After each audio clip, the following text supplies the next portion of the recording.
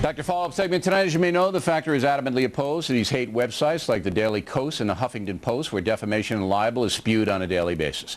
In fact, the Hillary Clinton people are now boycotting the Kos because of all the hate. Arianna Huffington is a former Republican turned far-left zealot. Her website posts stuff like Nancy Reagan and Tony Snow should die. Unbelievable garbage. So far, Ms. Huffington has largely received a pass on this. That is, until Factor producer Porter Berry caught up with her. Ms. Huffington? Yes. How are you? I'm Porter Berry from the O'Reilly Factor. Wanted to ask you a couple questions about the website. Some of the stuff that you've got up on the website, some hate speech. One person commented talking about Tony Snow, said, quote, "His cancer will return and he will die a very painful death." Excuse me, Ms. Huffington. One of your bloggers on the Huffington Post said, "What comes around goes around." Do you want to comment on that, Ms. Huffington? One of your bloggers said, "I'm sick to death of this jackass," talking about Tony Snow. You know what, I think Do you want to comment on that? I think that you need to learn something about the internet. The comments that appear there are taken down immediately. No, Ms. Huffington, this was posted on the middle of February and it was up yesterday.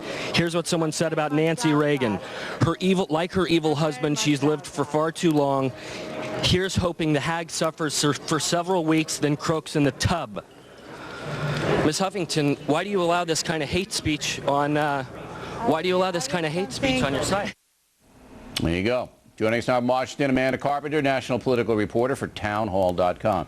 Huffington put up a blog today, said, quote, "I find it laughable to be lectured on hate speech by Bill O'Reilly, who has done as much, if not more, than anyone else in the media to debase the public dialogue. He spews hate as readily as he breathes. It is his lifeblood." Arianna Huffington. Despicable woman, would you agree?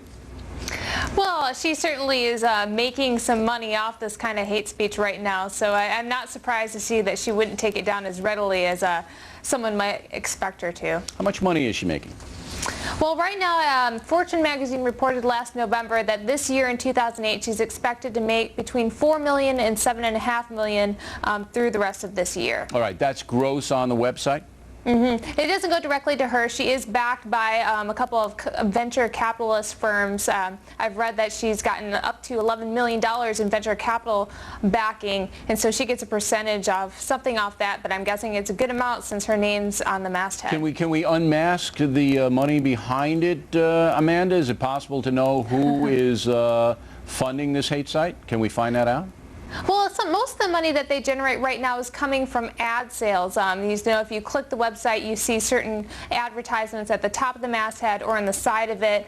Actually, this type of the community that she has is very attractive to some advertisers because they know exactly what type of people that are going to be reading that site. Yeah. I mean, okay, who's advertising? Who have you seen? Well, today I clicked on it. I saw an ad for a Lexus Hybrid, and I also saw a shoe advertisement for a shoe that's called a Croc, which I kind of consider a modern-day Birkenstock. You sure that wasn't a critique of the website, the Croc? No, it was a shoe. It was for the shoe, yes. Okay. All right. So is that all? Just Lexus Hybrid and the Croc shoe? Well, they actually have a very impressive ad package. What they use is, a combination of Google ads, blog ads. They have an in-house advertising team that may seek out certain kinds of advertising to place next to a certain kind of post. Like last week, for instance, Barack Obama chose that site to publish an exclusive response to the Reverend Wright situation. So it's possible that they may have placed an ad next to there because an advertiser may have known that it was going to be very high traffic and would want to target someone who may be sympathetic to Obama. You work for townhall.com, another website, correct? If one of the bloggers on Town Hall said, "I want Nancy Reagan to die, but before she dies, I want the woman to suffer. I want Tony Snow's cancer to come back so he dies," what would Town Hall do? Oh, I'm sure it would be flagged as abusive. We have certain kind of flags in the comment section, as does Arianna Huffington's website, and I am sure it would be taken down immediately. But it isn't on Arianna Huffington's website. As Porter Berry said, I mean, stuff is still there. She says it's taken down, but it isn't. She doesn't tell the truth. Well, I think that it actually wouldn't be in her interest to have an aggressive moderation policy because, if it's the very far left wing, once she starts moderating. Selling the hate. So all in all, she's making money off it. And she, after her divorce, got a lot of money from her ex-husband. So she doesn't need... Yeah, the oil baron husband. Yeah, she doesn't really need money, so... All right, Arianna Huffington, you can all make up your mind about her. Amanda, thanks very much. We appreciate it.